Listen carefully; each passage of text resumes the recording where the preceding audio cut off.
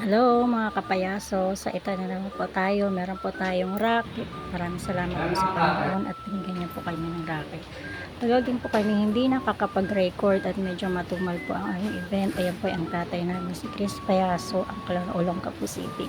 So ngayon po kami po ay mag-set up ng safari team na basic setup lang po, budget lang po yan.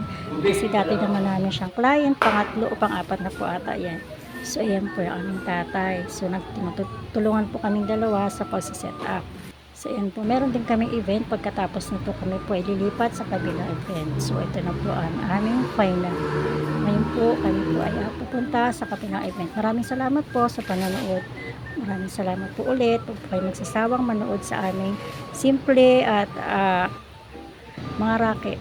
Ayan po. Maraming salamat po ulit.